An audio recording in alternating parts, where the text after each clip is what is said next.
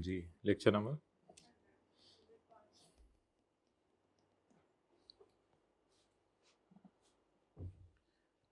अच्छा ये जो पहली जी हजरात पेज निकालें 396 IS 1037।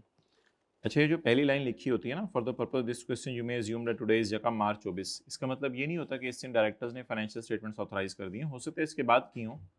ये तो जो है वो इसलिए लिखा होता है कि सवाल बता रहा होता है हम इस दिन खड़े हैं, यानी शायद IS 10 के एतबार से कुछ क्रिटिकल हो सकती है लाइन, मतलब ये कि जनवरी फरवरी में जो हो गया ना वो हमें पता चल गया होगा, बस इसलिए बताया होता है उसने। इसका मतलब ये नहीं कि यकम मार्च का मतलब है ये यकम मार्च 24 को खड़े हैं और हमारा ईयर एंड है 31/12/23 और हम इस दिन खड़े हैं, यानी कुछ ना कुछ हमें पता चल गया है वैसे पिछले साल के बारे में, इस किस्म का कॉन्सेप्ट होता है। For the purpose this question you may assume that today is यकम मार्च 24।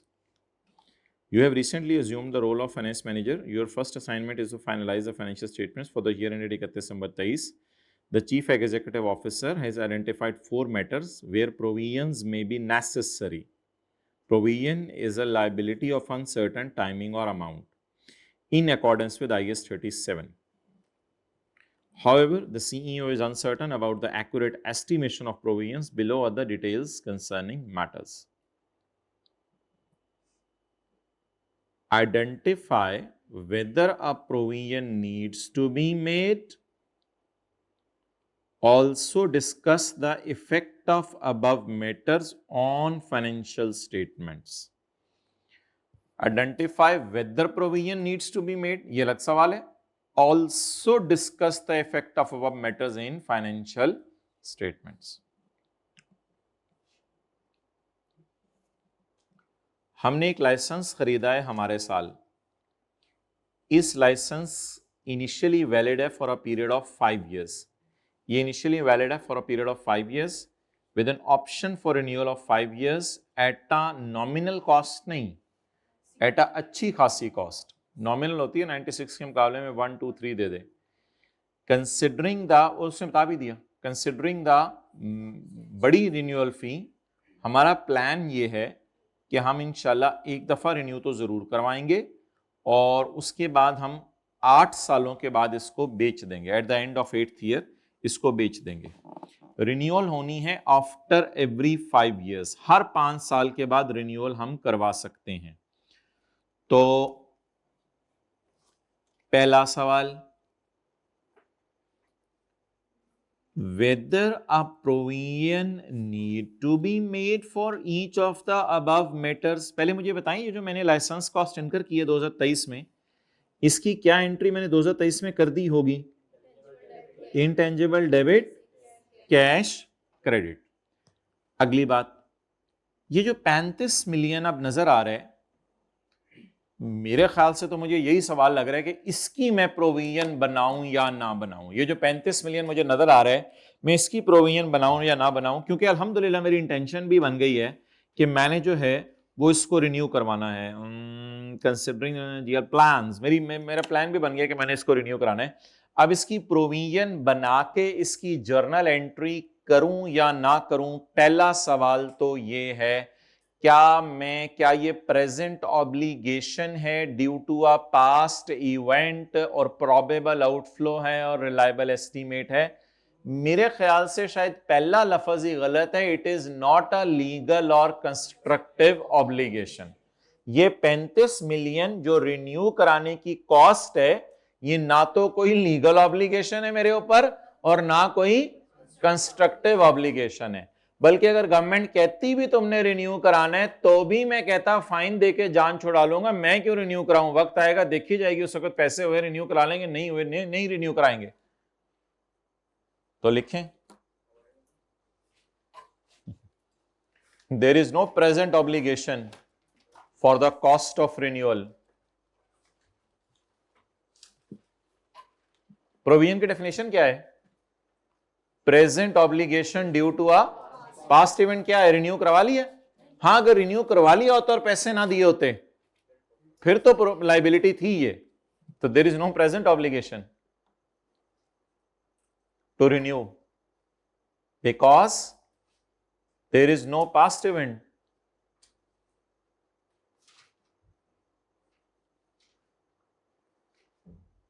There is no past event,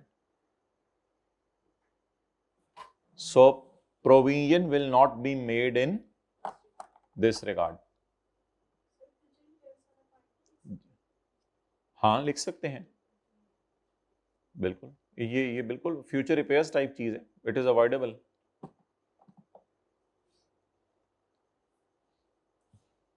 अच्छा, लेकिन यार ये ना सवाल की का जवाब पूरा नहीं है, ऑल्सो भी है। आपने तो सिर्फ फुल स्टॉप से पहले वाला जवाब दिया, whether a provision needs to be made, also discuss the effect of above matter on the financial statements. ये अब आपके जहन में क्या आ रहा है कि वो क्या लिखवाना चाह रहा है? IS 38, दोनों ने सही जवाब दिया, वो IS 38 भी लिखवाना चाह रहा है, ऑल्सो का लफ्ज लिखा हुआ है ना, कहते हैं प्रोविजन बनानी है, ये बनानी है नहीं बनानी ये भी बताओ, ऑल्सो कुछ और करो। तो IS 38 में तो आप लिखाएंगे एज पर IS 38, छोड़ने पर as per IS 38 the renewal cost is not minimal, therefore it will not be added in the cost of asset। बल्कि सॉरी इसको तो एसेट की कॉस्ट में कभी भी ऐड नहीं करते थे, IS 38 पुराना हो गया असल में। The renewal cost is not minimal, therefore the life for the purpose of charging amortization will be only 5 years। इसमें रिन्यूअल पीरियड नहीं डालेंगे। तो बस इस तरह की बात करके आ जाए। बहरहाल किसी ने ये लिख के आना है therefore an amortisation of 96 divided by 5 will be charge in P&L, तो ये भी शायद एक्सेप्टेबल हो। उसका सॉल्यूशन देख लें। As there is no present obligation to renew, no provision should be recorded. The cost of intangible should be restricted to initial cost of 96. Useful life should be restricted to original 5 years as the renewal is not significant. Done? चलें try करें जी अगली adjustment. क्या गुम गया भाई? हाँ calculator क्या बोल रहे हैं? गुम क्या हुआ है? गलती से सवाल बना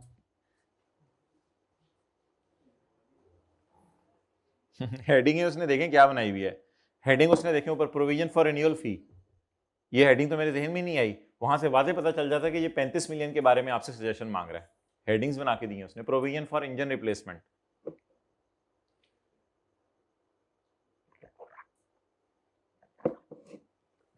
इस तरह की आप मिसाल दें मुझे जो क्लास के अंदर की थी हमने। सबसे पहली जो मिसाल की थी उस एसेट का नाम बताएं।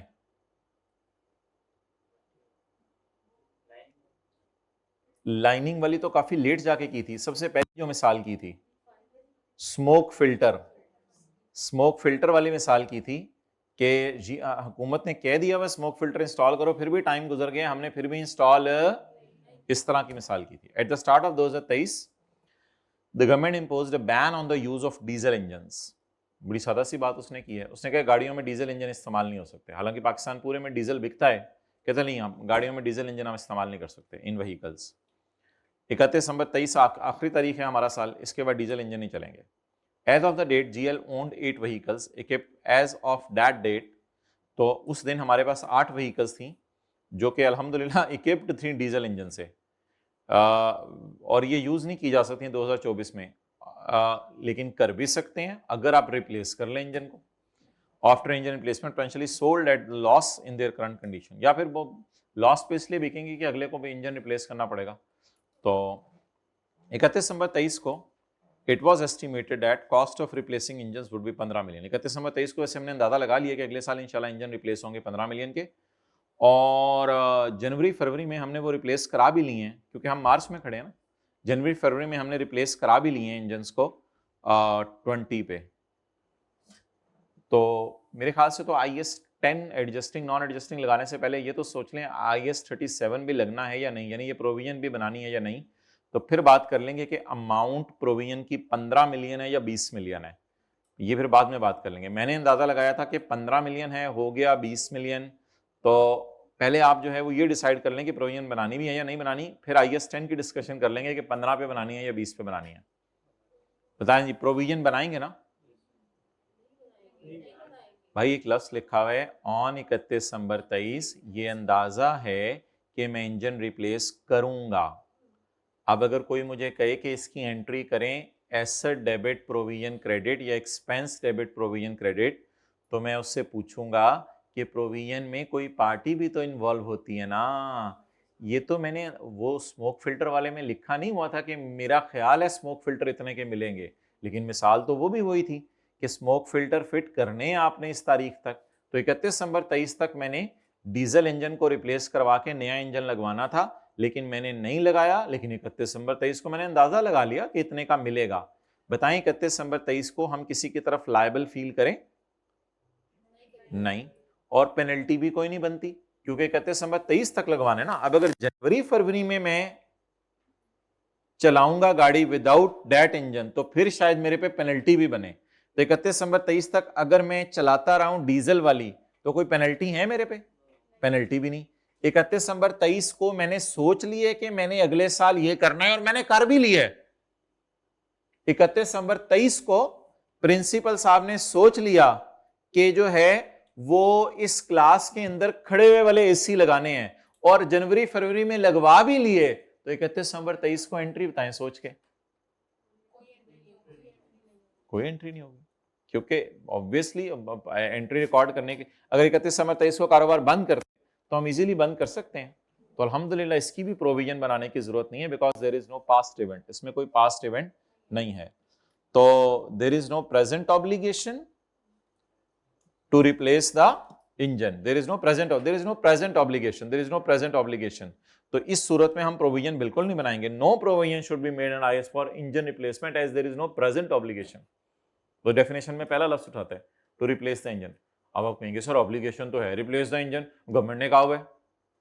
भाई गवर्नमेंट ने कहा हुआ है लेकिन गवर्नमेंट की बात हमने माननी भी है, इंशाल्लाह मान भी ली है। मेरे कहने का मतलब ये है कि अगर 31 दिसंबर को मैं कारोबार बंद करूं विदाउट की किए इंजन तो मैंने कोई जुर्म किया है? नहीं। हत्ता कि 31 दिसंबर के बाद भी अगर मैं कारोबार बंद करूं तो भी मैं फाइन देकर जान छुड़ा लूंगा। मैं इंजन रिप्लेस करके पागल नहीं हूं कि बिला वजह। इंजन की लायबिलिटी सिर्फ तब बनती है, वहां एक लाइन लिखी हुई थी, जब वो फिट हो गया या जब खरीद लिया है। जब तक खरीदा नहीं तब तक इंजन की लायबिलिटी कैसे रिकॉर्ड हो सकती है? लेकिन अब बता दें और कौन सा स्टैंडर्ड डिस्कस करना है। प्रोविजन तो नहीं करना लेकिन ऑल्सो डिस्कस लिखा है। जो लोग लेट आए हैं इस सवाल का फुल स्टॉप से पहले है कि IAS 37 की लाइट में डिस्कस करें, उसके बाद सवाल नहीं है ऑल्सो डिस्कस के फाइनेंशियल स्टेटमेंट्स में इन चीजों को क्या करना है। अब मुझे बताएं आगे उसने लिखा हुआ है कि हाँ आप कौन सा स्टैंडर्ड आप लोग बता रहे थे, कौन सा स्टैंडर्ड? IAS 36। IAS 36 में मुझे जरूर लगाना चाहिए, IAS 36 मुझे लगाना चाहिए कि इंजन की बुक वैल्यू लूं और कंपेयर करूं वैल्यू इन यूज से।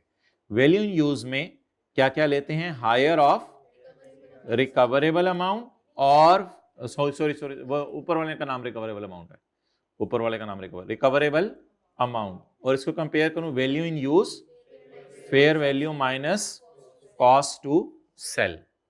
अच्छा ये थोड़ा सा ना एक IAS 36 का कॉन्सेप्ट है। अभी मैंने ये फोन करके सर उमैर से पूछ रहा था कि ये पढ़ाते हैं या नहीं, तो उन्होंने बता दिया कि हम ये पढ़ाते हैं क्लास में। ये थोड़ा सा एक IAS 36 का कॉन्सेप्ट है कि अगर आप ये गाड़ी सिर्फ यूज तब कर सकेंगे जब रिप्लेस कर देंगे इंजन, तो IAS 36 फिर कहता है कि अगर अभी आपने इंजन रिप्लेस नहीं किया तो वैल्यू इन यूज आप नहीं निकाल सकते क्योंकि आप यूज ही नहीं कर सकते गाड़ी। तो रिकवरेबल अमाउंट निकाली जाती है करंट कंडीशन में। बोले रिकवरेबल अमाउंट करंट कंडीशन में निकाली जाती है या फ्यूचर? ये IAS 36 का कॉन्सेप्ट है, अभी उन्होंने कंफर्म किया है कि हम पढ़ाते हैं। तो रिकवरेबल अमाउंट करंट कंडीशन में निकाली जाती है या रिकवरेबल अमाउंट फ्यूचर प्लान देख के निकाली जाती है? करंट कंडीशन में। फ्यूचर कैपिटल एक्सपेंडिचर्स अगर कोई सोचे हुए हैं उनकी बेस पर रिकवरेबल, शायद ये याद हो आपको बात, तो उसकी बेस पे जो है वो वैल्यू इन यूज नहीं निकलती। वैल्यू इन यूज निकलती है हमारी चीज की करंट कंडीशन की बेस पे। तो अब मुझे बता दें वैल्यू इन यूज तो हम निकालेंगे नहीं, we will compare book value with fair value minus cost to sell, और हम रिकवरेबल अमाउंट किससे वो निकल आएगी, वो fair value minus cost to sell होगी, क्योंकि करंट कंडीशन में वैल्यू इन यूज जीरो है क्योंकि यूज इसको कर ही नहीं सकते। Imposition of ban of diesel engine is an indication that our vehicles are impaired. होता था ना IAS 36 में एक्सटर्नल या internal indicator. In the current condition IAS 36 किस हाल में लगता है? इन द फ्यूचर प्लान्स को इग्नोर करता है, और फ्यूचर प्लान एग्जीक्यूट भी वैसे हो गया लेकिन उससे कोई फर्क नहीं पड़ता।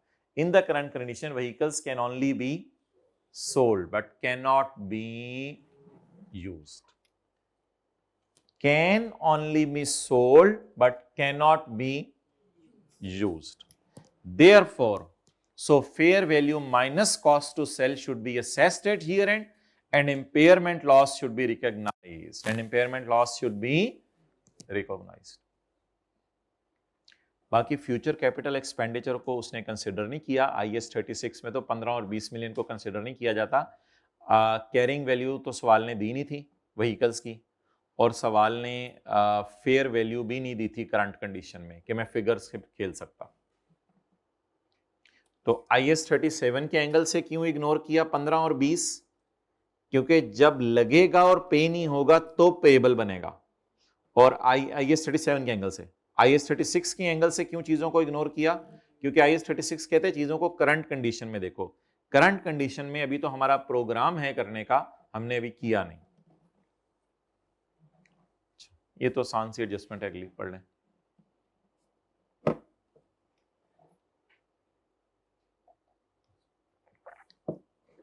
ये तो हेडिंग ही गलत है, provision for NRV.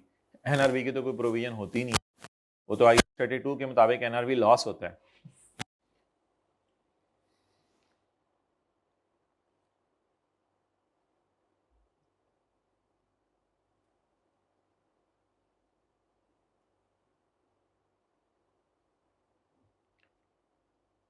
As of 31 December 23, we had certain items with a cost of 100 million. However, the selling prices were experiencing continuing decline in the market. Or at 31 December, the estimated selling price was 75 million. Subsequently, 80% of these inventories were sold at 50 million जनवरी और फरवरी में। जनवरी और फरवरी में 80% stock. अच्छा, हमने सोचा था इस दिन एस्टिमेटेड सेलिंग प्राइस कितनी है? 75। लेकिन डायरेक्टर्स के फाइनेंशियल स्टेटमेंट ऑथोराइज होने से पहले 80% यहां बिक गई। कितने की? 50 की। और बाकी 20% का मैंने अंदाजा लगाया यकम मार्च को खड़े होके, फिर क्योंकि ये तो बिकी नहीं ना, वो कितने की बिकनी है? 15। ये मैंने अंदाजा लगा लिया और ये एक्चुअल फिगर आ गई है। अब मुझे बताएं, मैं जो 100 की कॉस्ट है उससे इस एनआरवी से कंपेयर करूं या इस एनआरवी से कंपेयर करूं, ये जरा मुझे बता दें। कौन सा स्टैंडर्ड मुझे यहां गाइड करेगा कि मैं किस एनआरवी से कंपेयर करूं, 75 से या 65 से? IAS 10। और बता दें एनआरवी क्या है, 75 है या 65 है?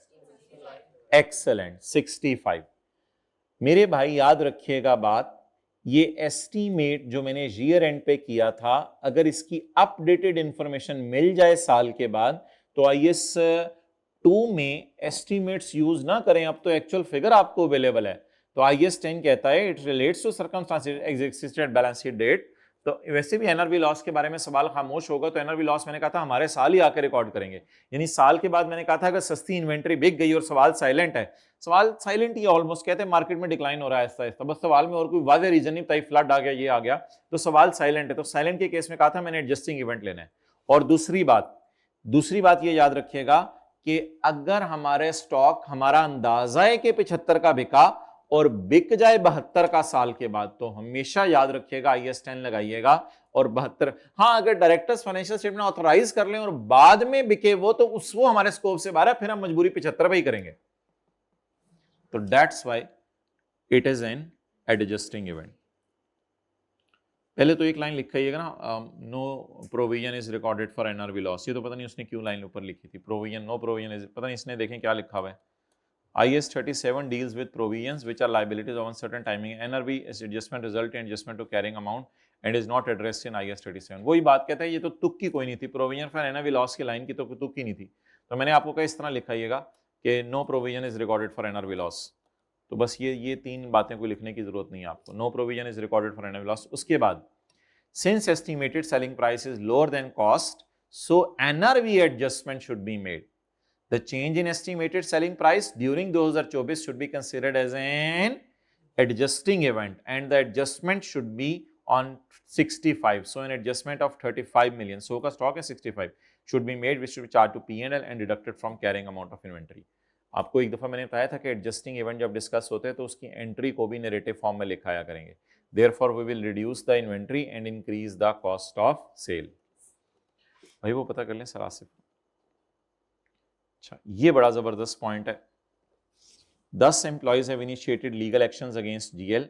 10 एम्प्लॉयज ने हमारे खिलाफ लीगल एक्शन ले लिया है फॉर एलिज्ड अनफेयर डिसमिसल इन 2023, कि हमने उनको 2023 में नौकरी से निकाल दिया. 2 की कॉरेस्पॉन्डेंसेस, summary of 2 key correspondences with GL's legal advisor regarding this matter is as follows. Legal adviser से हम 2 दफा मिले. एक लीगल एडवाइजर से हमारी कॉरेस्पॉन्डेंस हुई 31 दिसंबर की रात को, और एक दफा उससे मुलाकात हुई है 29 फरवरी की रात को. ये 2 हमारी मुलाकातें उससे हुई हैं. इससे एक चीज पता चल गई कि केस हमारे साल का है, क्योंकि 2023 में डिसमिसल हुई है, तो पास्ट इवेंट हमारे साल हो चुका है. Dismissal in 2023. 2 दफा हमारी उससे मुलाकात हुई. यह इस पर अक्सर बात हो चुकी हुई है कि पहली मुलाकात को इग्नोर करना है, दूसरी मुलाकात अपडेटेड इंफॉर्मेशन मिल जाएगी उसी को यूज करना है. कई दफा आपसे ये बात हुई है. तो 31 दिसंबर 23 की इंफॉर्मेशन आप पढ़नी है तो पढ़ लें. मेरे ख्याल से सेकंड कॉरेस्पॉन्डेंस अगर डायरेक्टर्स के ऑथराइज होने से पहले होगी है ना, इसी को बेस बनाइएगा, इसको ना ही बेस बनाइएगा. GL's legal advisor has opined that dismissals were fair. 31 दिसंबर 23 को लॉयर का ख्याल था कि हमने बिल्कुल सही लोगों को निकाला है, हमें निकाल देना चाहिए था, उनको बहुत गड़बड़ कर रहे थे. और विद ओनली 30% चांस कि 30% चांस उनके जीतने का है, मीन्स 30% चांस हमारे हारने का है. तो 31 दिसंबर को हम ये समझे थे कि प्रोबेबल नहीं है, पॉसिबल है. और potential compensation amount varies but it is estimated at 2 million पर एम्प्लॉय. 10 लोग हैं ना, तो 31 दिसंबर को शायद हमें कॉन्टिंजेंट लाइबिलिटी डिस्क्लोज करनी चाहिए, लेकिन अल्लाह का शुक्र है आपको पता है हमारी एक और कॉरेस्पॉन्डेंस भी हो गई है. In the light of new evidence presented to court, 2 महीने में कोर्ट में आना जाना हुआ, तो फरवरी में ये पता चला कि legal adviser now believes that dismissals were unfair. हाँ, लॉयर भी कह रहा है यार तुम लोगों को इसको नहीं निकालना चाहिए था, तुम लोगों ने मुझे भी गलत कहानी सुनाई है, इन लोगों ने तो कुछ किया ही नहीं, तुम लोगों ने ऐसे सर्कमस्टांसेस बनाए कि उनको छोड़ के जाना पड़ा. So there is a high chance that court may rule in favour of employees. तो ये प्रोबेबल बन गया. एंड ऑर्डर GL टू पे 3 million टू ईच एम्प्लॉय. और अब मेरा ख्याल है कि हर एम्प्लॉय को 3 million देने पड़ेंगे. Moreover GL anticipate that if these claims are successful, GL का अंदाजा है if these claims are successful, अगर ये 3 additional employees who were similarly dismissed in 23 may also pursue legal recourse.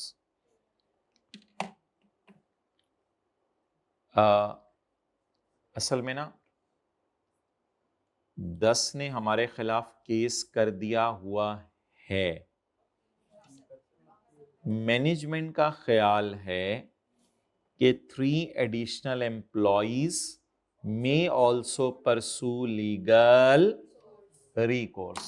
अब मुझे बताएं कि हमारे खिलाफ जो एक्चुअल केस हुए हैं ईयर एंड तक, उनको लें या जितने लोग हमारे खिलाफ आ सकते हैं उनकी प्रोविजन बनाएं.